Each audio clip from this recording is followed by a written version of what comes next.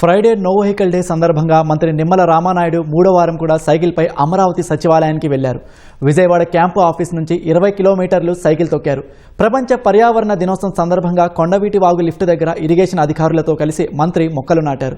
కాలుష్య నియంత్రణ, పర్యావరణ పరిరక్షణ ప్రతి ఒక్కరి బాధ్యత అని చెప్పేందుకే సైకిల్ ప్రయాణమని తెలిపారు.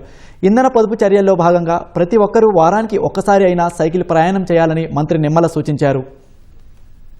డీజిల్, పెట్రోల్ వాడకము తగ్గించాలి, కాన్వాయ్ని తగ్గించుకోవాలి, ఎస్కార్ట్ని తగ్గించుకోవాలి అని ఈ రకంగా ప్రజాప్రతినిధులే ఆదర్శంగా ఉండాలని గౌరవ ముఖ్యమంత్రి చంద్రబాబు నాయుడు గారు ఫ్రైడేని నో వెహికల్ డేగా ఏదైతే చెప్పారో ఆ రకంగా ఈరోజు మూడో ఫ్రైడే అని చెప్పిన తర్వాత కావడం అంటే ప్రజాప్రతినిధులు చెప్పేదానిని ముందుగా ఆచరించి చూపించినట్లయితే వాళ్ళు కూడా ఆచరించడానికి, అనుసరించడానికి ఒక అవకాశం కల్పించాలి.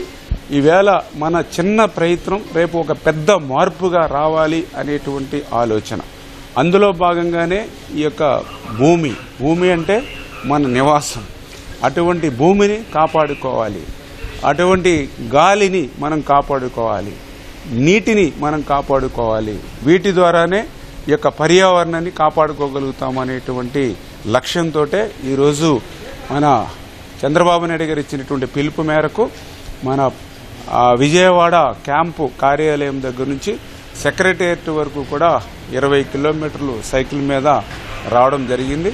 మేము చేసేటువంటి చిన్న ప్రయత్నం రేపు భవిష్యత్తులో ప్రజల్లో ఒక పెద్ద మార్పు తీసుకొస్తుందని మేమందరం కూడా ఆశించి పనిచేస్తున్నామని చెప్పి మీ ద్వారా తెలియజేస్తున్నాం.